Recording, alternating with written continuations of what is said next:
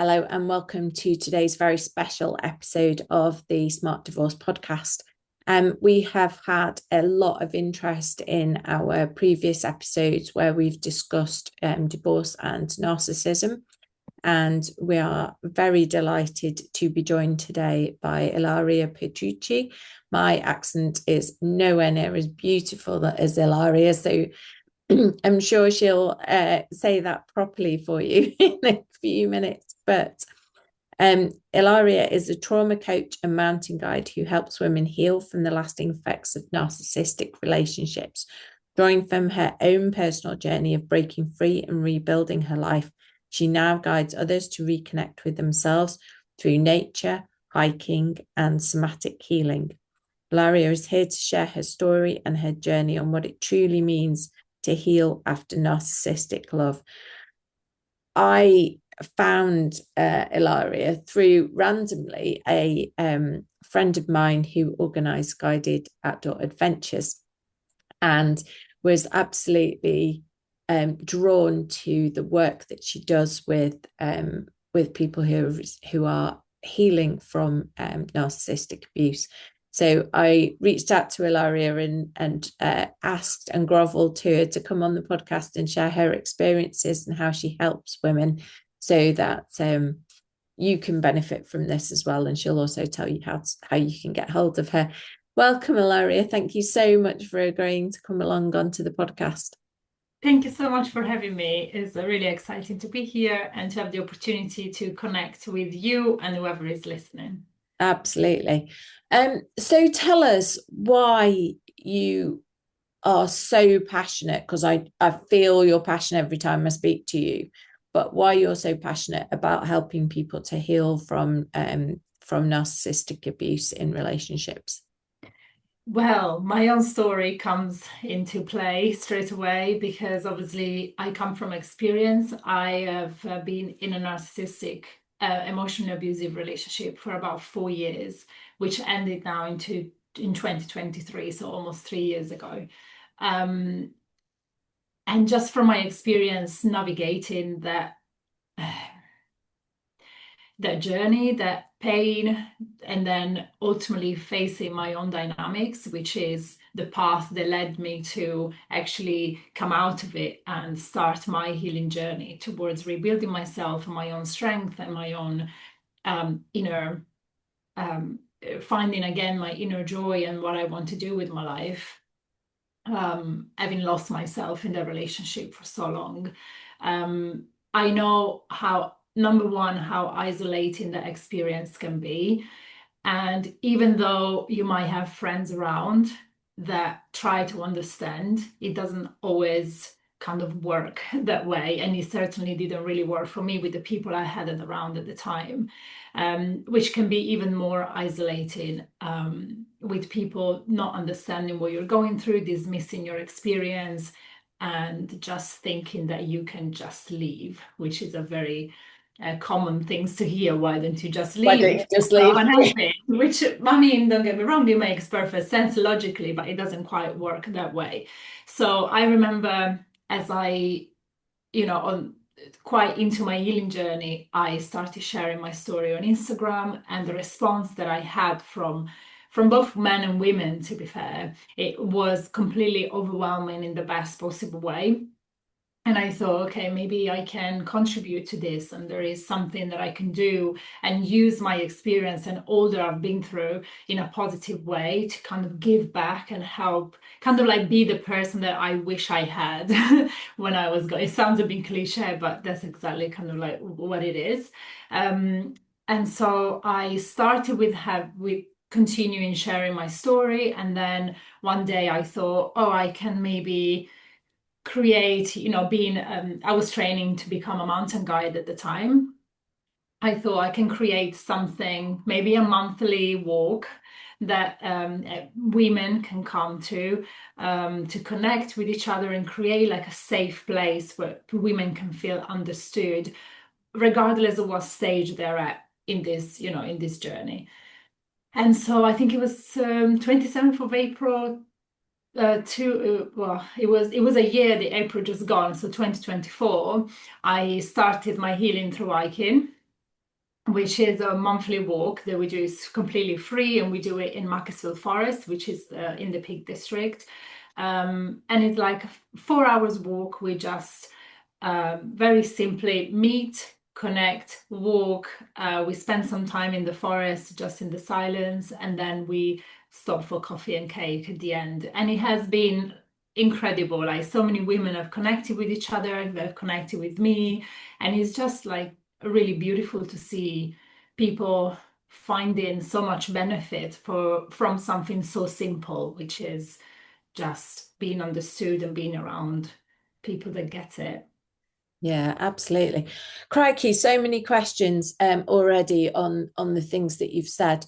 I think the first thing for me, I'm going to kind of start with the end bit and then work my way backwards to the beginning, which might not make any sense. But in terms of walking and talking when there's when you're in the middle of a very emotional situation, and it's like sitting in the car, you don't have to have eye contact with somebody if you're side by side, and it makes it much easier to talk. And so to me, that makes a huge amount of sense. Have you found people are more able to open up because of that side by side rather than sitting opposite somebody?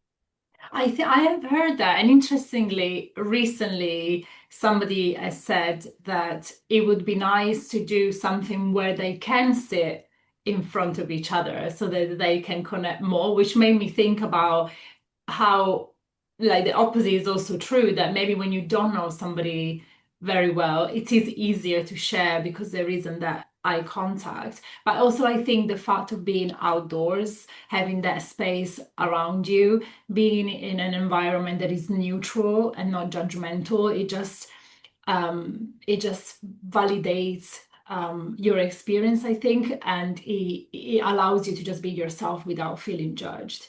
And also, obviously, being surrounded by women that understands what you're going through. And another beautiful thing about the walks is that there is no pressure to share. Yeah. There is no, I remember one of the women coming to my walk said, "Oh, I thought we were going to sit in a circle and share our experience," which, don't get me wrong, might be a great idea, but it doesn't work like that. We just literally walk, and people connect with each other. If they choose to, they can share wherever they want. So yeah, So but the side to side, I think that definitely plays a part in that. Yeah. yeah, no, I love that. I love that. You talked quite a number of times. You mentioned the word isolation in your when you were talking, and isolation is a massive part of narcissistic abuse, isn't it? So the narcissist purposefully isolates you from friends and family. That's part of the kind of process and the playbook that a narcissist will go through. So that, to anybody listening, won't be a surprise that you were feeling isolation and you've seen other women feeling isolation. What I'm interested in is at what point you started to realize, because narcissistic abuse is subtle and it creeps up on you very, very slowly. At what point, or was there a particular thing that happened that made you realize that actually this isn't right? I don't feel like this is where I should be. Yeah, I mean, very earlier on in the Oh, really? relationship, I knew, I felt the red flags probably after the first date, if I'm completely honest with myself. Um, but obviously I ignored it, I played it down, I justified it. And then I didn't really named it until 18 months into the relationship. I started therapy because I was already completely a shell of myself. I didn't know how to continue staying in this relationship, and at the same time, I just couldn't leave. And the reason that brought me to therapy wasn't really um, to leave. It was to, how do I change so that I can make this work? That's what brought me to therapy in the first place. And I remember it was one of the first sessions with my therapist, which I have been with from that day for the following 4 years. Wow. Still to this day, if I go to someone, it'll be her. Good. And I remember her saying to me, she said this exact word, and she said, last session when we were talking, I wrote down in my note domestic abuse. And I was like, no, what do you mean domestic abuse? It doesn't hit me. It never pushes me, or maybe it happened once that he pushed me, but it doesn't hit me. And then from there is the first time that I kind of started considering the concept of emotional abuse. And then I've learned more and more about narcissism, and it kind of like my awareness grew from there. But still, from that moment, there was, as I said, it was about 18 months, say 20 months into the relationship. I stayed for another 2 years. Plus some. So the journey is different from everyone, but it's important to know that there is not a right or wrong. People go back and leave so many times, and you will get to wherever you need to get in your own time. Yeah, absolutely. I believe that the average number of times to try and leave an abusive relationship is 7. So if that's your average, you could be a lot less, you could be a lot less, but you could be a lot more. And Yeah. 7's a lot, a lot of times.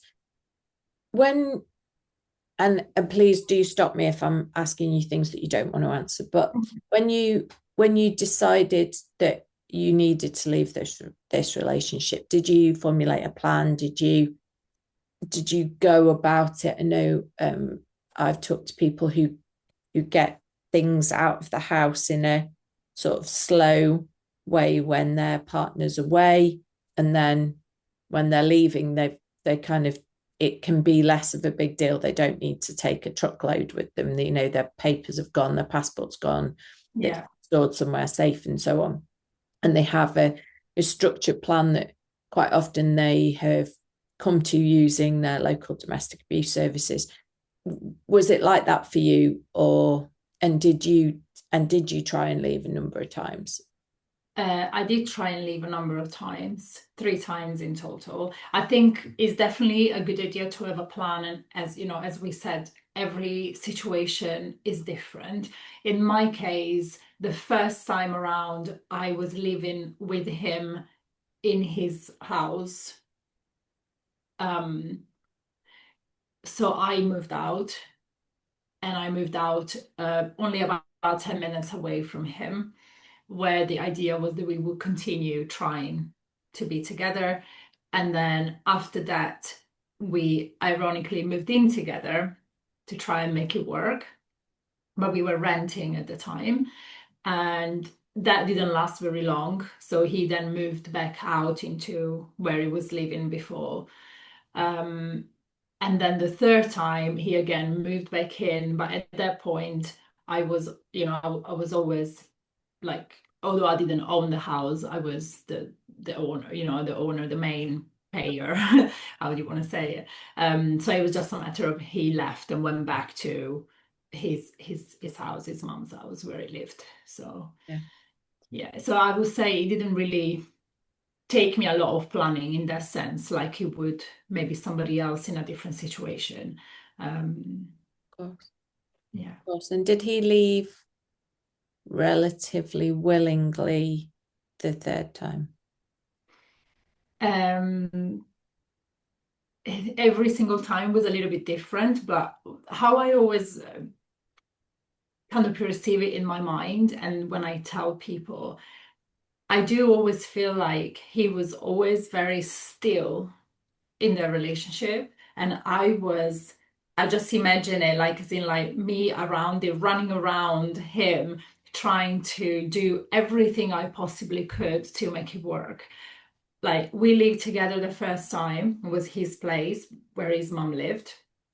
And I moved out, and then we moved in together. But the whole time I was always the one in charge of all the responsibilities, including finances, locations, everything. And he didn't really do a lot in that time, besides just the easy stuff. And I don't want to make it sound like I did everything, but it kind of is that way.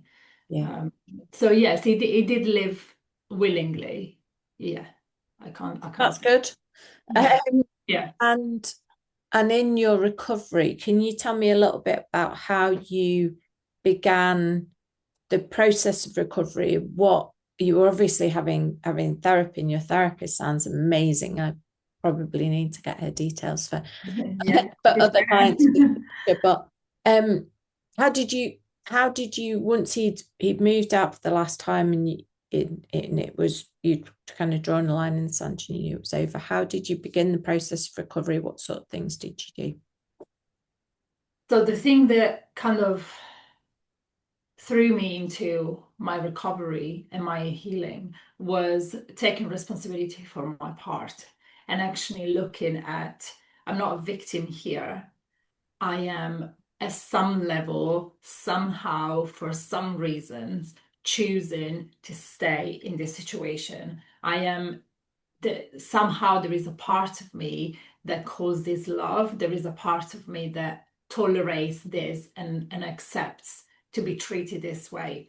So when I was able to look at myself, so go from asking myself, why does he treat me this way, to what part of me causes love, what part of me accept this, what makes me stay, that's when I started to really change. And the whole time I realized that in the relationship, I was open for him to change. I was waiting for him to change and for him to finally choose me and do the things that I wanted him to do and be, so that I could have the relationship that I wanted.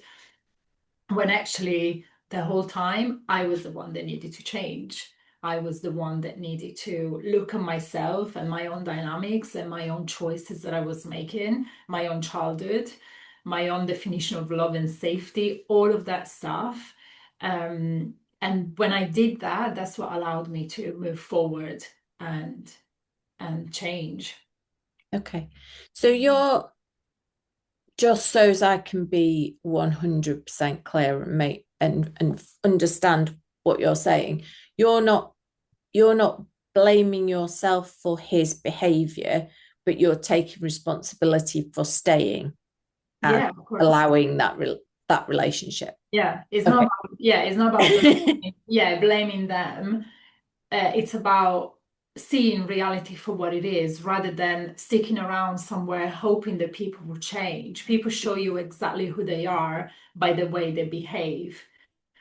But I didn't see that. I listened, I believed his words because it was more convenient, is what I like to hear, better than seeing how he actually was showing up in terms of behavior. But when I stripped down this fantasy, when I realized that this is not what it is, how I'm feeling about him is so different to how I'm feeling in the relationship, then you see things for what they are. And you also learn to, like you said, not blame yourself for their behavior, but take responsibility for my own. Yeah, absolutely. And And that's massively important distinction, isn't it? Yeah. Because we're not saying it's your fault for what's happening to you, because that's definitely not the situation. No. But you're taking responsibility for allowing that Yeah.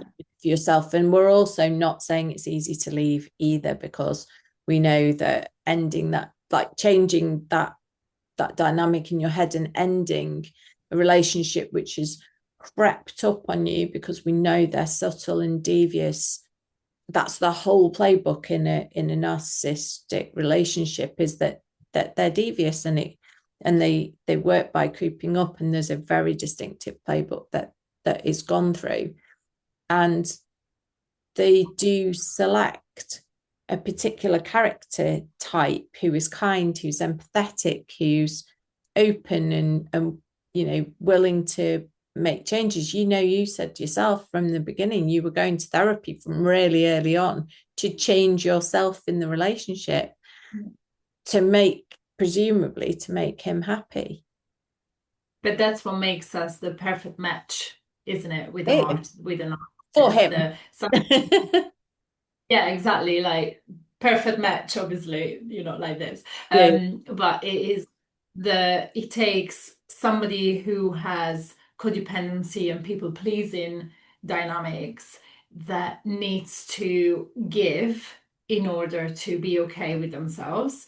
And then we have narcissists who needs to take in order to be okay with themselves. So match made in made heaven. in Yeah. heaven. Yeah, Yeah. Yes. absolutely. Absolutely. Just not for the people who are on the receiving end of it. Yeah. But But that's why, like you said, it's important, very important distinction. So I'm glad you brought it up. It's not about blaming yourself for their behavior, because we can't control how people treat us. We can't control us, but we can control whether we accept it or not. So it's more about taking responsibility. Somebody can treat you badly once, but if that continues, in my case, over 4 years, then you kind of have to face, okay, I am playing a part in this, I'm allowing it. But in taking responsibility, you find empowerment, and you reconnect with your power. So the same way I'm allowing something I don't want, then I can then change it and allow something different than I actually do want. And obviously, I don't mean to make it sound really easy, yeah, because it no. was, like you said, we're in that in between, and the different choice that you make. There is facing your attachment style, your childhood, your definition of love and safety. So there is all of these things. But I truly believe, and this is like one of the biggest reasons why I want to do this work, is for people to realize that this journey is a journey of rediscovering yourself, finding your strength. It is not just about healing from a heartbreak and getting over somebody, because that someone was a huge mirror to allow us and give us the opportunity to heal dynamics and things that have been within us since way before them. So I believe in finding the gift in this pain, in all of this. There is always a gift if we're willing to find it and see it. And then from that gift, we can truly find our joy and rebuild our life better than like we could ever imagine. My life today is nothing like I could have even dreamed of before. Not just in the things that I am up to nowadays, but also just like how I feel about myself. Which doesn't mean I don't have bad days. We all have bad mental health days. Like, I'm human, everyone is. But the way you deal with them, the way you relate to people and relate to yourself is just completely different. Yeah, absolutely. I think it is really important to say that some of the things that attracts narcissists to people are really beautiful things. You know, kindness and empathy, we shouldn't Mm. lose that, but there is work to be done on aspects of those characteristics that characterize people who tend to be like that, like people pleasing.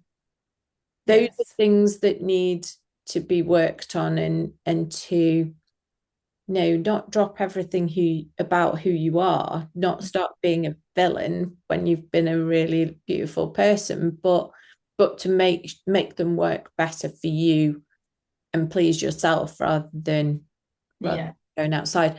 So you talked about your therapy. Say something Yeah, about what you yes, just said, because I think another great distinction is that people pleasing and being kind is different. And this is another thing, absolutely. another big moment for me that I had to face when I thought I was just being kind by saying yes when I meant no.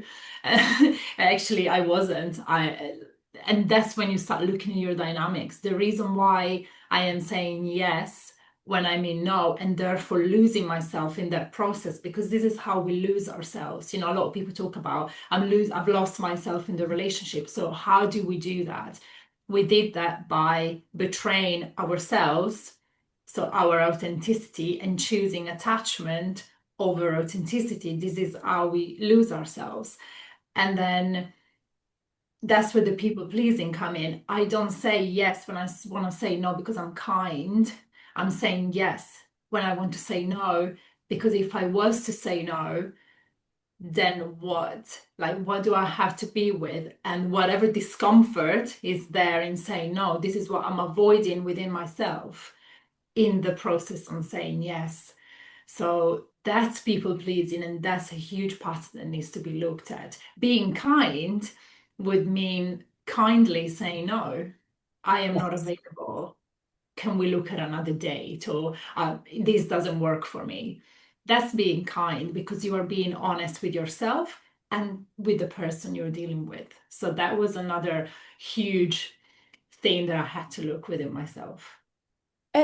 It's really interesting talking about this, and I will go on to ask you the question I was going to ask you, but I think the whole people pleasing discussion is really interesting, and it's something that I had this conversation with one of my colleagues some time ago, because I am a grade people pleaser. It's not a good thing, and I spend a huge amount of my life trying to make other people happy, trying to please other people at the detriment of myself quite often.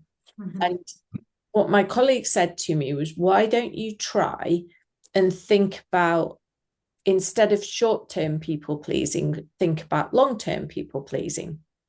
Because actually, if you say yes to things that you don't really want to do, what you're doing is creating a relationship on dishonesty. Whereas actually, in the longer term, if you say no when you mean no, you're creating a longer relationship of based on honesty instead, which actually it's just about being honest with yourself and being honest with other people, rather than saying yes at that very minute, which might be short-term gain. Actually, in the long term, you're not forging a relationship based on trust and honesty. So for me, my people-pleasing brain just reframes it. I am still able to please that person and do the right thing for that. And it's friendships with me as well as relationships. I'm doing the right thing for the long term of that friendship, rather than doing the right thing and people pleasing the immediate friendship, which kind of works for me if I sort of reframe it a little bit. Yeah. Moving on. So in terms of your healing journey, I'm interested in that. So you were already seeing a counsellor therapist from when you were within the relationship. Was there anything else that you did to begin your healing process after the relationship ended? I started hiking. That was the main thing as well. That really helped me. Well, I started walking. When did I start? During COVID, I think, mostly like 20. We all. Yeah, didn't we all? Yeah. And it was just such a special time to just be out and be able to breathe and be surrounded by so much space without feeling afraid to do something wrong. That was so simple again and so healing. And I just started working locally, living very lucky to live in the Peak District. So I could literally just come out of my cottage where I lived at the time and be in the hills. And actually the Healing Through Hiking walk that I do every month, it is part of the walk that I used to do, well, definitely every week, more than once a week usually, where I would just need to go to this place, to the forest, to just connecting with myself and just feel like I could breathe again and feel safe. And then from there I started doing mountain walking, and then in August 2022, I believe, I joined my first group hike in North Wales. I made some lovely friends that I'm still in contact with today. And then from there, I just decided to train and become a mountain guide. And today I'm a qualified mountain guide, which is pretty cool. That's incredible. That is so good. I think there's something immensely special about being out in nature, and particularly on a hill. And again, another of my colleagues said to me it was quite a while ago, and she lives on a mountain in Spain, I should I should add. But she'd always felt constrained and claustrophobic in the town that we live in. And it sort of struck me, because if I look out my back window, I'm incredibly lucky. I've got a beautiful, decent sized garden, but all I can see past my garden is houses. I can't see kind of space. And if you climb to the top of a hill, even part way up, if you look back, what you can see is space and sky and fields and perhaps water, and it's that feeling of being in the open air, and that feeling of space is hugely healing in all sorts of ways, isn't it? Yeah, it's incredible. Even just the journey getting up to the summit. I think hiking is a lot about your like facing yourself in a different way. There is so much, obviously, there's a physical side of it, because it's quite tough going if you're going uphill for a number of hours, but also the mental side, which is, having guided people over the past few years, that's the mental side that usually people find is so hard with, which is, again, it's a great journey within, inside yourself, and to really see what you're made of and what you're capable of, because we are capable of so much more than we think. Absolutely. Oh, you can definitely talk yourself out of things. You can think, oh, well, there's no way I can possibly do that. But you challenge yourself and succeed. Yeah, and we bring all of that reward and like sense of achievement with us in our normal life. That's the gift of the mountains. The mountains, again, they're a mirror, isn't it? They show you who you are. They show you what you can do, and perhaps what you can't do, because it shows us our limitations as well. It teaches you to trust yourself with your decision. I always say, this is my superpower in the mountains. I trust myself with my decisions, to whether I need to turn around, whether I don't go to the mountains at all, if the weather is, not looking safe.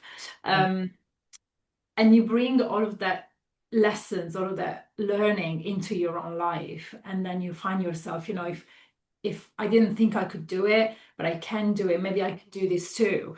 Or a lot of times when I guide mostly women. My hikes are usually mostly women's only, and they look ahead at the path. If we if we have a view and they're like, oh, it looks so tough, but things always look harder, most of the times anyway. They look harder than they seem. And when you are there, you just approach it one step at a time, just one step at a time, one breath at a time, one good thought at a time.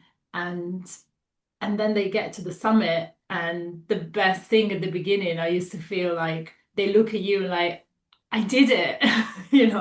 I left the swear word out, but I did it, and it is so rewarding to just see them so proud of themselves. I absolutely love it. Yeah, it's a good lesson for life, taking one step and one breath at a time. That's all we can do, really. Get through those stages. It's been incredible to talk to you, Ilaria. I'm sure that lots of the people listening would want to get in touch with you, and potentially, if they're local enough, to join your monthly hikes. How do they get hold of you? How do they join your hikes? Yeah, a lot of women join my hike. I've had people driving up to the Peak District from Essex, Cambridge, like people travel from everywhere. So as they should. Flipping yes, it's great. So my website is herwildadventures.com, I believe. We'll put it in the show notes. Yeah. And my Instagram is my life as Ila, which is ILA at the end. And Healing Through Hiking has actually just yesterday been approved to be a CIC company, which means a non-profit. So hopefully I'll be able to do so much more than just a once a month free walk. So I'm planning to do workshops, I'm planning to do retreats and day hikes, all aimed around supporting each other and healing from narcissistic abuse. So I'm very excited for what's coming. Oh, that's absolutely fantastic, and congratulations on that news. That is really incredible. Thank you so much for joining me today. I'm sure that will be incredibly useful to many of our listeners and viewers.